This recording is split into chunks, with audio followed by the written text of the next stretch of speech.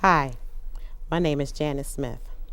I served as a staff sergeant in the military and the Army. I served 23 years. I'm a retired veteran.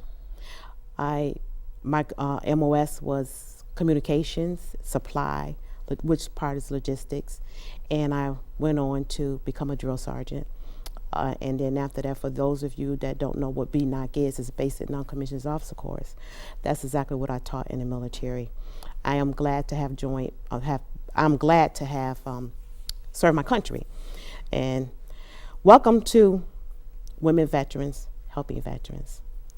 My goal today and from now on is to guide every veteran to get help that is needed. And with that being said, my first guest here is Mr. Lawrence.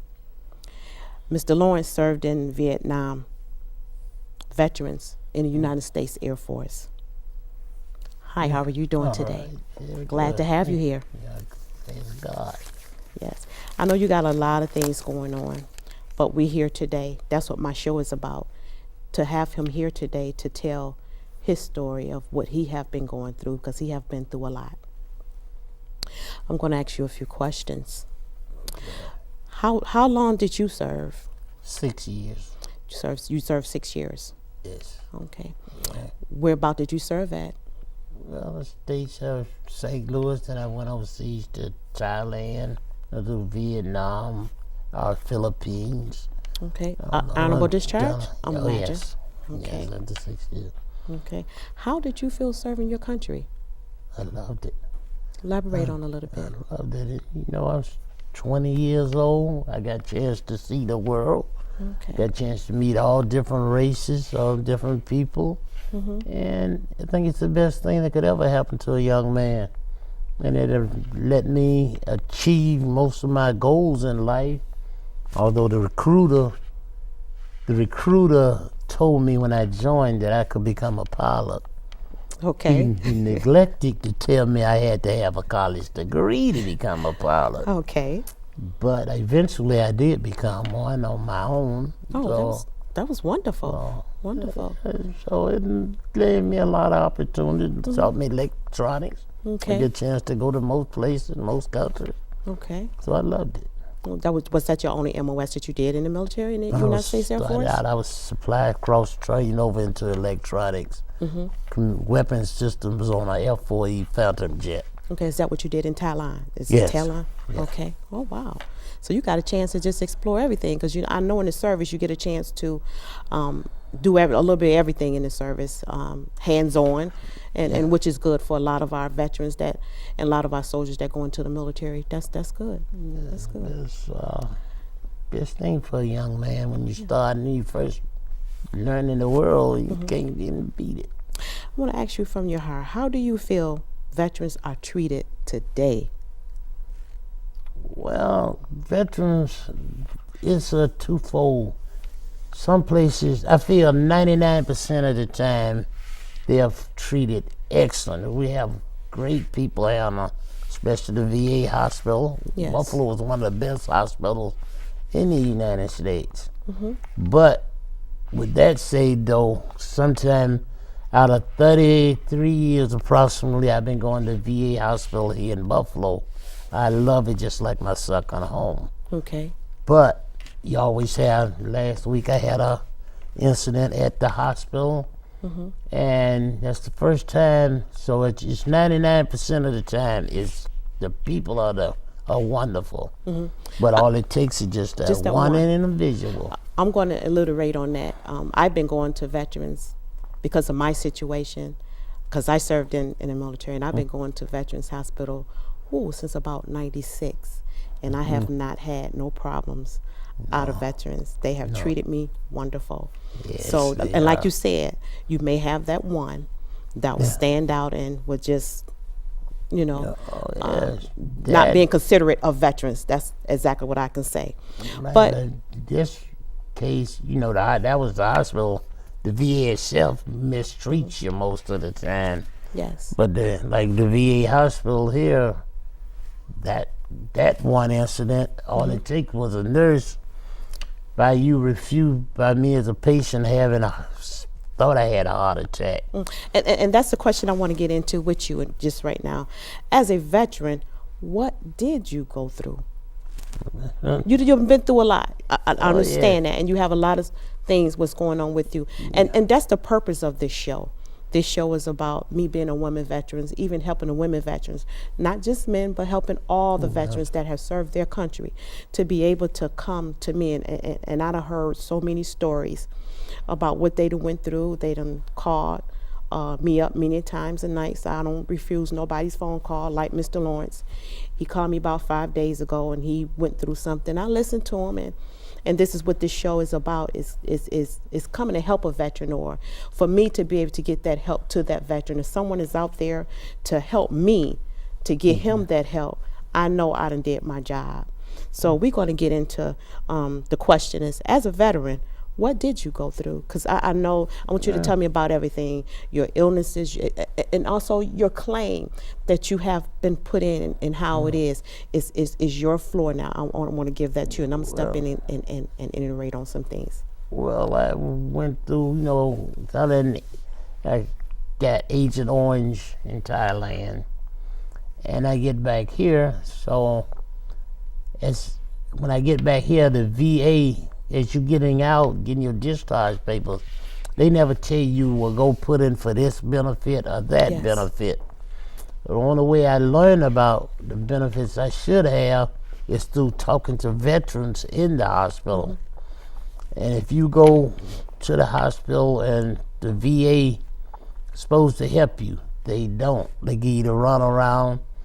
And generally when you put in for a claim, it's automatically denied. You have to prove. The only way I can prove that I don't have 2 legs is to show them. I have to basically show them that I was, even though it's Agent Orange is in Takli, Thailand. Yes. I was on the perimeter. Just about everybody, you go on alert when you're on base. Plus, I delivered to the flight lines, to most of their planes. I have to prove, how did I get diabetes? Diabetes is one of the diseases of Agent Orange. Everything is on you to prove, and the government has to prove nothing. They denied every claim I put in for 10 years ago. They denied it. But fortunately at the time, I was still working on the railroad. I was a railroad engineer for 30 years. And they denied it. So I forgot about it. Now the sicker I get, the more I have to depend on these claims. So they have me paying. I was paying them roughly. I started off at $200, then I went to $300 a month. Later on, this year they start garnishing my retirement check. And see, that's the thing, what you just said. The veterans come in and they run right straight down to the federal building. That's not how you start that claim. The claim is where you have to go to VA and get put into the registry. Once, like I told you, once you get put in that registry, then your claims go forward.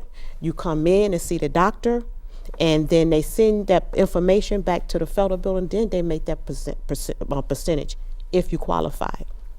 Secondly, Sam Fierster is the one that you have to go through at VA, what I had told you. Thirdly, this is what I have found out. For me, if you have had your records and they have been there for a very long time, just like you said, you got denied. If your records have been there for a very long time, so many years, they destroy those records. I found that. And that would make a veteran in denial, been put in denial. Denial that claim. Only because you can't prove that your records show this, so since you can't prove it, how you going to prove it? Your records is destroyed. That puts a veteran at, you get what I'm saying, in your situation that you're in. Now you can go on and continue to elaborate. Most veterans, when they about 20-some years ago, they had a fire. I think it was in St. Louis, St. Louis. Missouri, and it destroyed most of the military record.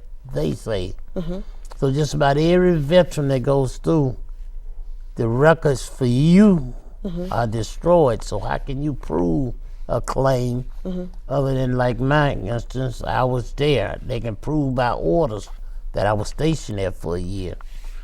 Most places, a lot of places, I went TDY. Those records are destroyed where I went, where I was stationed at. And like they tell you, like Vietnam, you have to be there for 30 days or more.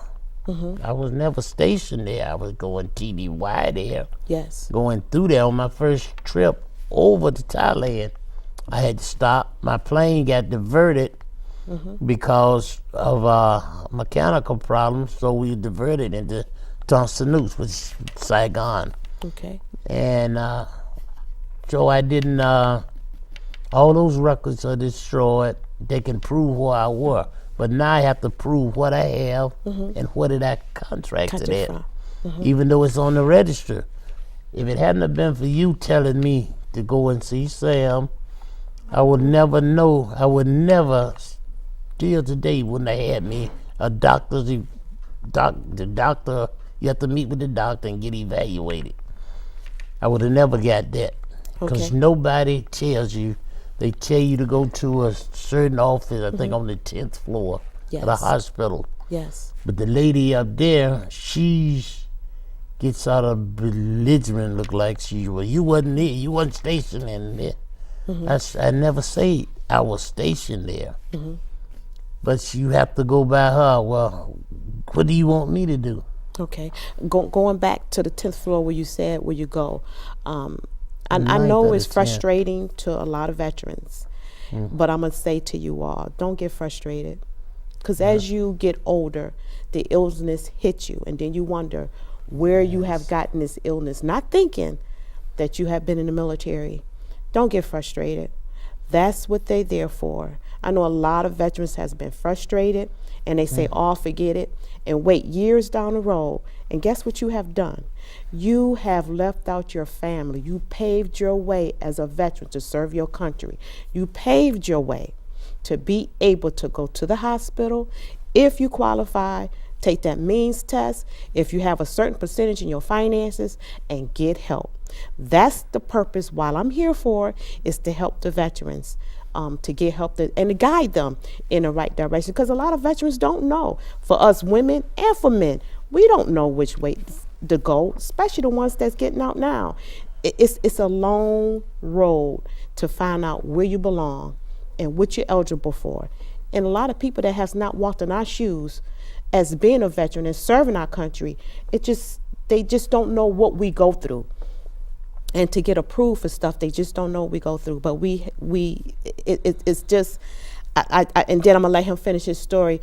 I just say to veterans, if you need help, I'll take you by the hand and take you to VA and tell you where to go.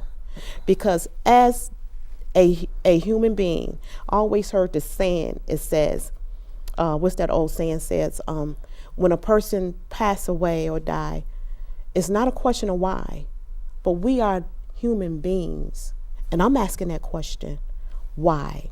Can I get help today to help Mr. Lawrence as a veteran, as he done served his country, to be able to call him, to be up on the screen, to be able to call him, or call me to get him help?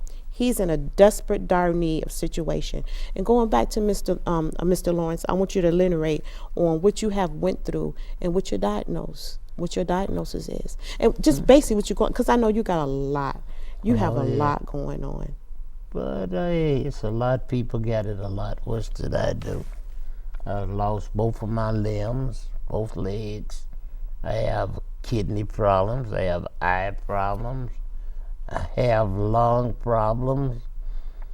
But I'm still a fortunate person because I'm still alive. Yes. And I have friends, good associates. Like I said, I got a lot of good people at the VA that helps me every day. I got the best doctor in the whole world, Dr. Mary McGorry, and she takes excellent care of me. But like I say, it's always that 99% of caring people, and all it takes is that one. And if I get in a lot of trouble, I mean, a lot of bad time, I'd say. Think about the poor ones that out there, that homeless veteran. They go through a lot. They done serve their country. They done fought well, and they come back here. There's no need for a veteran not to have a place to stay, food to eat. That is right. And somebody out there got to be able to help him.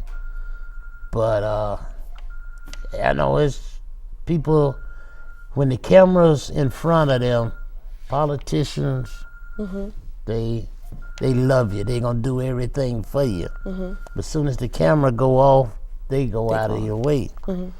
And I see a lot of veterans up there. They have, like I had this one incident. Elaborate on that. Tell me about that. Well, I was at the hospital. I had chest pains. I couldn't breathe. And so I went into the emergency room. They treated me nice there. Finally, they found me a room on 9B. And the first nurse was excellent. She treated me nice. She was forgiving. Now the next nurse comes on. I'm not going to mention her name, give her that quick job, but she came in. And I was talking to my cousins, my nephews. And we always joke around and talk about each other. So I was talking about, and I called them a certain word. And she stuck her nose up and frowned and looked at me like I was doing it. Because, first of all, I went in there with a lot of money. She probably figured out where I got the money from. And eventually she had her nose all stuck up. So she comes back to start a shift with me. I say, no, miss, I want another nurse. So she leaves. About 10 minutes later, she comes back again and try and check my pressure and everything. And I said, miss, no, I want me another nurse. Okay. Which I thought was my right. Okay. She left again. The third time she comes back, and I say, no, I don't want you. I want another nurse. And it was another nurse passed, so I asked her, what you call the supervisor? Tell her I would like to have another nurse. About 5 minutes later, here comes two other ones. I thought they was replacement nurses, but they weren't. Okay. There was a man and a woman. I got their name too, so we were talking. I thought they was my nurse. But about 2 minutes later, here come the police. The police? And, yes, the police. And they asked my nephews, and I'm very protective of my nephews. Okay. One is got, physical problems. The other one has a hearing impairment. Okay. So I tells them, what do you want them for? Can I see them in the hall? And I asked them, yes. What do you want them for? Okay. They decides, no, we don't have to tell you nothing. Okay. Because they came up to pick up the large sum of money I had. So they pull, so I asked and take the IV out and follow them that each time they mislead me, telling me they downstairs or they out front, which they knew. They done apprehended them and taken them, this big police officer there, taking them in this room, their headquarters, and they got them in there questioning them. And they're intimidating them, especially the one that's hearing them play. Oh, we can put you in jail. You gonna go to jail. We're gonna arrest you and everything, both cops. So I start knocking on the door. Because they don't know their rights. So you tell me what you apprehending them for. Oh, well, we don't care what you say now anyway, because we have it all on tape. They got them down there taping them. So finally the big police officer comes out of the door, mad. So I don't know if you've seen the wheelchairs up there have one of their wheelchairs. They have a rod coming out the The top. top. Yes. So as we going down the hall, he was taking the rod and slamming it against the back of my head because the two, what's called was in the lead. The two nurses, Okay. they couldn't see it. So I kept hollering, "You stop hitting, slamming me side the head." We get down there, so later on, the next day, I left there because I was afraid I'm not going to let that nurse, she no telling what she could have did to me. So I went up to ECMC and let them, administer to me. Okay. And they told her, later on I come to find out, instead I wanted a report made out about the incident to the hospital. Everybody misled me and they didn't want to hear it. Hear it. Okay. Then last I called up there, the victims, whatever she is, Okay. and patient advocate. She tells me, well, we'll find out after the some kind of but they made out a report. They have a form for it Right. and say that it's a disruptive report made out on me. They was up there to investigate me. I don't know what the nurse told them. She must have told them something. Apparently, I was under investigation, Okay. and I never say nothing to the nurse Okay. other than I don't want you. Right. To sum it up with Mr. Lawrence of everything that he had told me, my heart went out to him when I received a phone call from him, because I know a veteran should not have to go through this at Veterans Hospital, because they are ready to go through a lot of turmoil. I don't know what happened, but I'm reaching out to someone again to call me so I can still direct Mr. Lawrence in the right direction to get help. Because not only is he got that situation going on, he's going through financial, and also he's going through his claims that no one have looked at or have took along. Not just that, he have put in a lot of claims and have been denied or what have you. And it just, things need to just come together and someone help him. But all in all, I'm very fortunate person myself because I did quite a few things. Yes. But my thing is, what about the homeless, the veterans that's sleeping under a bridge, and the things they go to, and then you get to the hospital. Then you now under the means test, if they figure you can pay, then you got to pay. So whatever they determination is, what about your family? That's true. And just as you literate on family, veterans that have served in the military, I'm telling you again, you paved your way for your family. Yes. Go to the hospital, put in a claim, go through the first floor and go to San Fiesta. Put in that claim through the registry. That's the only way you will get things done, is to go through that registry, not at the federal building, because they ain't gonna do nothing but frustrate you in the first beginning. That's why you be frustrated and wait years down the road before you get ready to come back.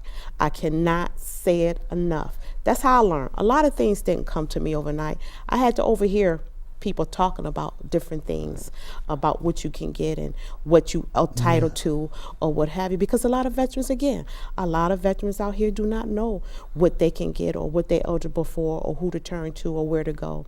And I'm here again. This is what this program is for. It's to come and get a hold of me so I can direct you in the right direction, or I'll be having guests on my show to be able to guide you, and they will end up explaining what they're on my show for and guide you, all veterans. We all have paved our way and served in the military for a reason and served our country proudly. And there is no reason for Mr. Lawrence to have to go through the situation that he has went through. Again, I want you to give me help to get him help, to get through his situation. Because right now, Mr. Lawrence is very frustrated. And I'm going to say to me, because it hurts my heart when a veteran have to go through situations that they don't need to. They don't need to at all. So that's why I'm saying, help him. Yeah, because you Help got, him. you know, with the medical problems you have, and plus the age problem we are susceptible to now, and they get mistreated.